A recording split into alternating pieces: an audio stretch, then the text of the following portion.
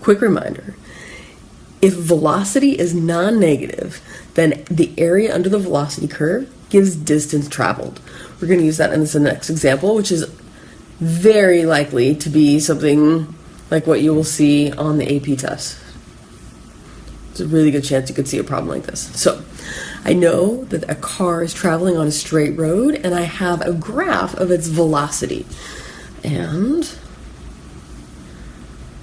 velocity is measured in meters per second, and time is measured in seconds. It's piecewise linear, I've been told. And the question is, how far does the car travel during the interval 0 to 24 seconds? I can use important area under curves fact number 1. I have a picture of the velocity curve, and that shape I recognize from geometry. I'm going to find the area under the velocity curve between time 0 and time 24. That will give me distance traveled. So notice that you might recognize this as a trapezoid. This trapezoid is geometry oriented, and the parallel sides are horizontal. So we're going to take the average of the two bases and multiply by the distance across the other dimension.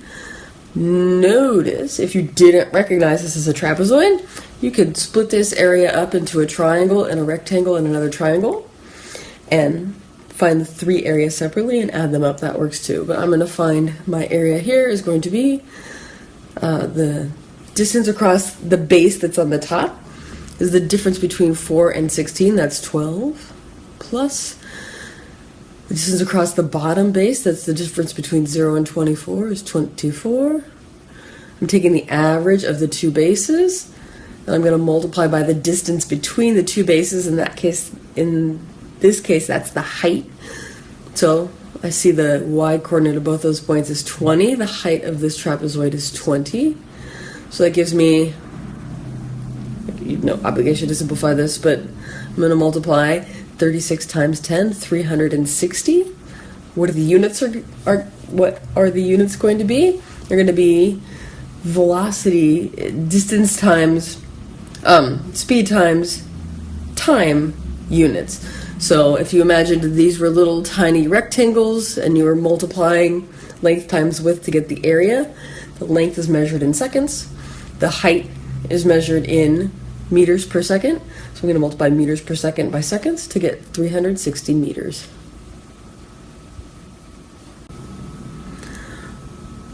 If we want to know distance traveled, we have a couple of tricks up our sleeve now.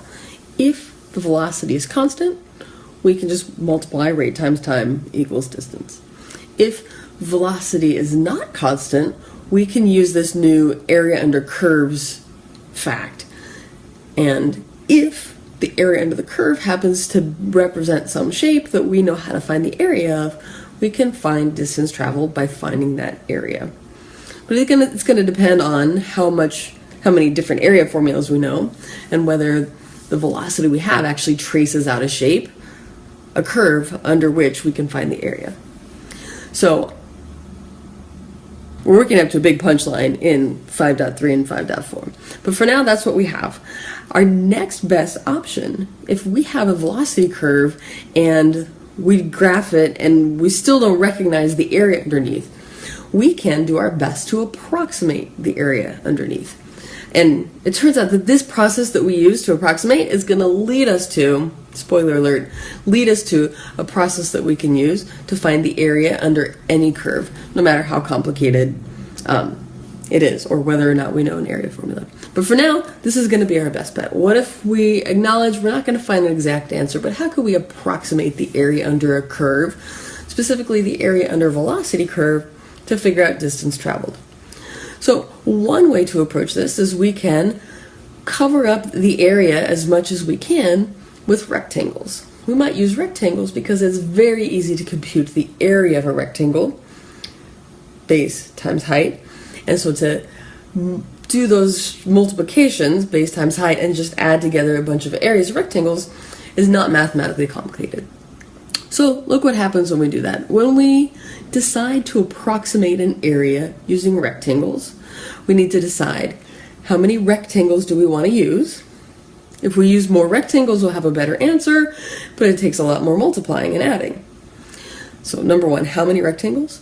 Number two, how are we going to decide how tall the rectangles are? Once we decide how many rectangles we want to use, we just divide up the total distance across the horizontal distance that we want to cover by that many rectangles, and we know how wide to make each one. But how tall do we make the rectangles? So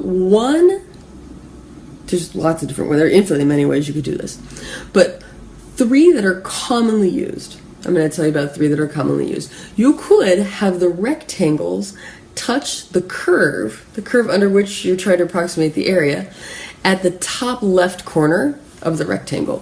So if I have a velocity curve here, and I'd like to approximate the area under it, let's just say I want to find area under this curve from 0 to 4, and I've decided to use 4 rectangles. So that's pretty easy. I know my rectangles are going to sort of hit at 0, 1, 2, 3, 4. How can I decide how tall to make the rectangle? I could say, well, I'm going to have the rectangle meet the graph at the top left corner of the rectangle. Then notice I don't care that my rectangle didn't touch the graph at its top right corner. That's the top right corner up there. As long as it touches the top left corner, I'm going to call that good. I know I'm not going to be able to use a rectangle to get a perfect answer because this curve isn't flat. If this curve were linear, well, it would only work if this curve were constant. It's not constant.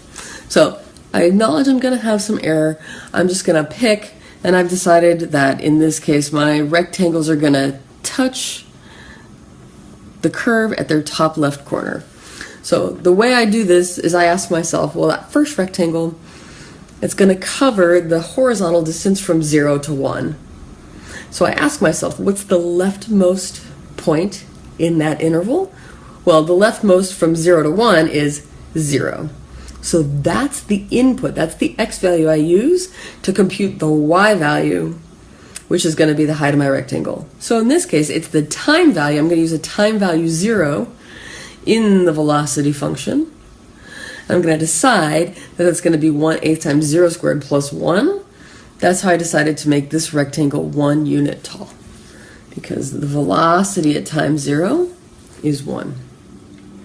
This process of approximating area under a curve by drawing rectangles that touch at their top left corner, we call the left-hand rectangular approximation method.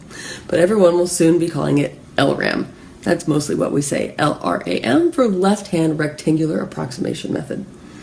And notice this computation to find the area, it's quite simple because I'm going to have 4 areas that I'm going to add up, for the areas of 4 rectangles. Each of the rectangles has a base of 1, a distance across, a horizontal distance of 1. And you can see here, I have these heights that I have computed already. So I'm going to multiply base times height and add up the 4 rectangle areas, which is what this represents. And I get my approximation. It's 5.75. I could just as easily have decided that I wanted my rectangles to touch in the top right corner. Hold on one second. Giving away all the answers. So here is a picture of that same velocity curve, but what if instead of, when it's time to draw in the rectangle that covers the horizontal distance 0 to 1, what if instead of choosing 0 is the input to give me the output for the height of my rectangle, what if I chose the other end of the interval where time is 1, and I use that to compute the velocity, which gives me the height of the rectangle. So notice here, that's 4th rectangle, the one that covers the distance from 3 to 4, the horizontal time distance from 3 to 4, the horizontal change in time from 3 seconds to 4 seconds. I never, in the other picture, I never even computed V of 4. But here I'm going to need V of 4 to decide what that top right corner is to choose the height of that rectangle. So here I have a similar scenario. I have 4 rectangles. They each have a width of 1. And each of them has a different height. I'm going to multiply base times height for each of those 4 rectangles, add up the areas, and you can see the approximation I get this time, 7.75. We've probably already guessed that the actual area under the curve is somewhere in between. You saw that in the first picture, I had spaces in between my rectangles and the curve. Here, each of my rectangles covers more area than there was under the curve. We're going to talk a lot more about error and how to improve your approximation. But just notice that whichever rectangle I chose, neither one was going to be perfect, LRAM or RRAM. It was just a decision I made. And for that matter, I could decide that I'm going to use the same 4 horizontal distances, have 4 rectangles with a width of 1, and instead of having them touch the curve at their top right corner or their top left corner, I could have them touch the curve halfway along the interval. So in this case, if I considered the rectangle that covers the times from 0 to 1, I would ask myself, what is the midpoint between 0 and 1? That's 0.5. I would use 0.5 as my input to the v function. That would tell me the velocity at time 0.5 seconds, and I would use that velocity as the height of the rectangle. So here I have 4 rectangles, each with a width of 1. Again, that part hasn't changed all along. And I have these 4 heights that I've computed, and I can have an approximation of the area.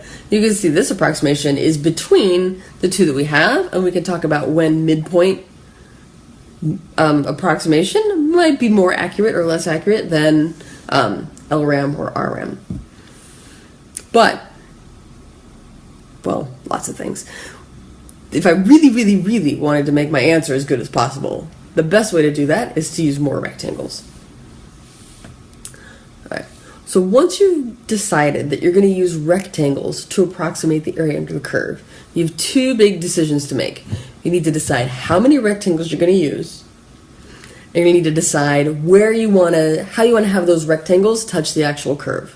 We have names for 3 of those ways. LRAM, left-hand rectangle approximation method, having the rectangles touch at their top left corner. RRAM has the rectangles touch at their top right corner.